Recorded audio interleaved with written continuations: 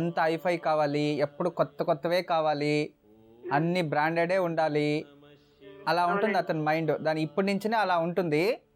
దాని నుంచి దానికి ఏమేమి కావాలో అన్నీ రెడీ చేసుకోండి. బట్ ఎడ్యుకేషన్ చాలా బాగుంది, ఇంట్రెస్ట్గా బాగా చదివించండి, ఎక్కువ గారాబం చేయకండి. అర్థమైంది కదా తల్లి? ప్రతి సంవత్సరానికి ఒక్కిత ఒక 18 సంవత్సరాల వరకు ఎక్కడైనా దేవీ దేవాలయంలో ఇతని బరువు ఎంత ఉంటుందో అంత నెయ్యి తులాభారం చేయిస్తూ ఉండండి. ప్రతి సంవత్సరానికి ఒక్కిత నేతితో తులాభారం అలా చేయించడం వల్ల ఇతనికి అపమృత్యు అపకంటకాలు ఏవి రావు.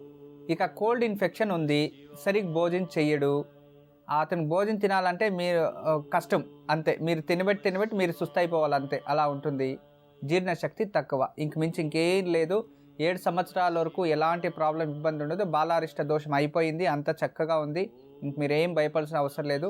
ప్రతి మంగళవారం సుబ్రహ్మణ్య స్వామి దేవాలయానికి వెళ్ళి అక్కడ బిల్వార్చన చేయించి, విభూది అర్చన చేయించి, ఆ విభూదిని తీసుకొచ్చి అబ్బాయికి భస్మము ప్రతిరోజు ధారణ చేస్తూ ఉండండి. ఒక 6 మాసాలు ఆ బాలారిష్ట దోషాలు అన్నీ దూరం అయిపోతాయి, ప్రశాంతంగా ఉంటాడు తల్లి. మంచిదమ్మా, నమస్తే. కవిత గారు విన్నారు కదా, గురూజీ చెప్పింది పాటించండి, తప్పకుండా శుభం జరుగుతుంది. గురూజీ కర్మఫలాల గురించి తెలియజేస్తున్నారు. జీవిత చక్రంలో కర్మఫలం ఏదైతే కోరుకుంటామో అవన్నీ దొరికేటట్టు ఏంటంటే ఆ కోరికల విలువ ఎవరికి తెలుస్తూ ఉండలేదు. అవును కదా? మనం అనుకోందన్నా వచ్చేసేటట్టు ఏంటంటే దాని విలువ మనకు తెలుస్తుండేదా? లేదు. కష్టపడి తెలుసుకుంటేనే దాని విలువ మనకు తెలుసు.